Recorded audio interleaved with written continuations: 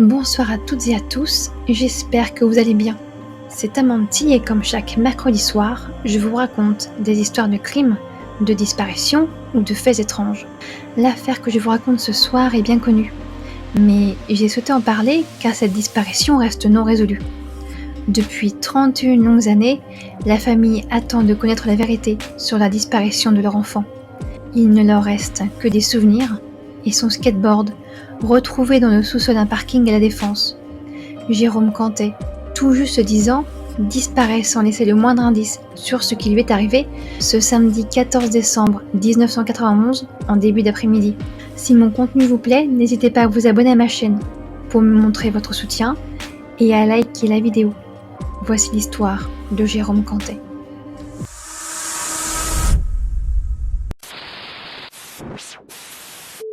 Jérôme Cantet naît le 11 juillet 1981. Ses parents divorcent lorsqu'il est encore petit, mais ils s'entendent très bien. La mère de Jérôme laisse son père voir son fils quand il le souhaite. Mère et fils vivent ensemble dans une maison à Courbevoie, tout près de La Défense, pas très loin du quartier des affaires. Jérôme est un petit garçon sociable, heureux et curieux de nature. Le samedi 14 décembre 1991, Jérôme insiste auprès de sa maman pour sortir seul et se rendre au magasin. Il a, quelques jours plus tôt, repéré un cadeau de Noël pour sa maman. Jérôme a 10 ans, le magasin Les Quatre Temps est vraiment juste à côté. Sa maman estime qu'il est suffisamment grand et débrouillard pour y aller seul. C'est la première fois qu'il ira seul, mais il y a une condition. À 15h, il se retrouve à l'entrée de la galerie marchande. Jérôme déjeune avec sa mère et à 14h, ils quittent leur maison, direction Les Quatre Temps en skateboard, à 10 minutes à peine, avec 45,73 € en poche, 300 francs. Il est vêtu d'une veste verte et violette. À 15h, sa mère arrive devant la galerie marchande. Elle patiente quelques minutes, tourne en rond, fait les 100 pas, mais Jérôme n'arrive pas. Elle se rend compte que le cortège de la Flamme Olympique est passé devant la galerie. Jérôme l'aurait peut-être suivi. Elle va donc attendre encore un peu, mais l'angoisse monte. À 19h, elle prévient la police. Ils ne prennent pas sa disparition au sérieux. Ils diront à sa mère qu'il s'est peut-être perdu, car il y avait beaucoup de monde dans le coin à cause du passage de la Flamme Olympique dans la région, au niveau du parvis de La Défense. Mais le week-end passe, et toujours aucune trace du jeune garçon. La police se décide enfin à enquêter. Le lundi 16 décembre 1991, la police entreprend de faire le tour de la galerie marchande. Ils fouillent des kilomètres de galeries, de couloirs, de souterrains. La galerie marchande est vaste. Aujourd'hui, elle compte pas moins de 211 boutiques, 60 restaurants et un cinéma. Dans l'un de ces souterrains donnant accès au parking, son skateboard sera retrouvé derrière une porte. Mais c'est une porte de service, un accès réservé au personnel. Le skateboard sera retrouvé au fond de ce couloir. La piste de la fugue est écartée par les enquêteurs. Ils pensent à un enlèvement. Ils enquêtent auprès de tous les délinquants sexuels de la région, mais ça ne donne rien. Une enquête est menée sur ses proches, mais son père est innocenté. Certes, il faisait quelques trafics, mais il avait le droit de voir son fils quand il le souhaitait. D'ailleurs, il prévoyait de partir entre père et fils au ski. On enquêtera aussi sur sa mère, mais elle est également innocentée. Cela pourrait vous choquer de penser qu'un membre de la famille soit coupable de son enlèvement, mais cela fait simplement partie de la procédure, étant donné que dans la plupart des cas d'enlèvement d'enfants, un proche est impliqué. Et dans ce cas, la piste est vite refermée par la police, permettant de clore la piste familiale une bonne fois pour toutes. Il n'y a aucune avancée dans l'enquête. De nombreuses pistes ont été suivies, mais Jérôme s'est évaporé dans un sous-sol de parking dépourvu de caméras de surveillance à l'époque. Nous sommes maintenant en 92, mais je n'ai pas trouvé la date précise.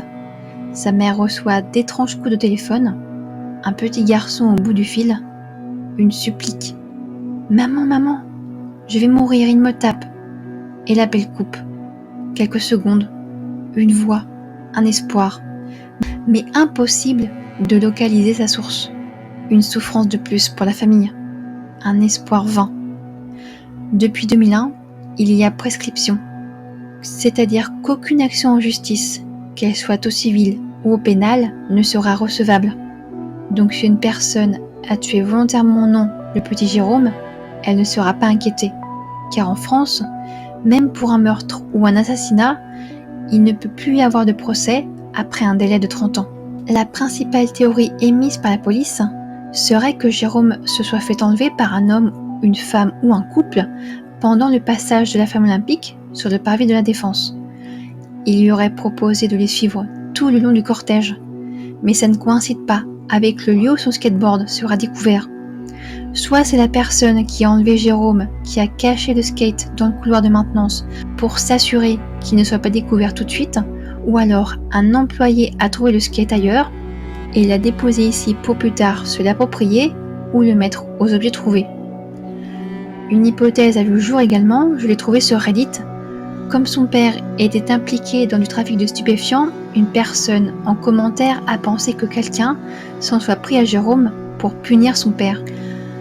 À noter que Jérôme connaissait très bien le quartier, il vivait vraiment juste à côté. Avec sa mère, il arpentait le quartier depuis longtemps et il connaissait très bien les galeries marchandes. Il est simple de se rendre à la Défense car le secteur est très bien desservi par le métro, le TER et il y a un très vaste réseau de parking couvert juste à côté. J'espère que cette vidéo vous a plu, malgré qu'elle soit très courte. Malheureusement, il y a très peu d'éléments sur cette disparition. Déjà parce qu'il n'y avait pas de caméra de vidéosurveillance dans les alentours, ni même sur le parking. Donc on n'a même pas une idée de la dernière image qu'on avait de Jérôme.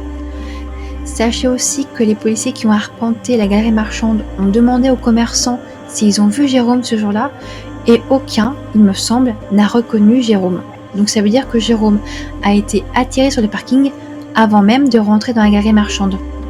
Et malheureusement, ce sont les seuls éléments que nous avons entre les mains. Hormis son skateboard qui a été caché au fond d'un couloir de maintenance. Si cette courte vidéo vous a plu, mettez un petit like pour lui donner un peu plus de visibilité. J'ai trouvé que peu de youtubeurs qui ont parlé de cette affaire. Il y a d'abord la chaîne de Neville Little Monster qui a fait une vidéo il y a 2 ans. Et il y a Boucassine qui a fait également une vidéo il y a 2 ans. Je citerai aussi la chaîne d'André 69396 qui a retransmis une émission de télévision qui parle de l'affaire de la disparition de Jérôme Canet. Ensuite, il y a des vidéos de tirages de tarot sur sa disparition, mais ça, je n'en parlerai pas plus. Comme toujours, je suis allée sur Reddit en premier. En ce moment, c'est un réflexe et c'est ma source principale pour la plupart de mes vidéos. La vidéo de mercredi prochain traitera du meurtre non résolu de Sylvain Loire, survenu le 23 mars 1998. Pour ma part, je vous souhaite à tous une très bonne semaine. Je reviens ce week-end pour une vidéo actualité crime et disparition. Et d'ici là, n'oubliez pas, dans mon enfance, j'avais peur des bêtes féroces. À présent, c'est de l'homme que j'ai peur. Mazouz Hassen.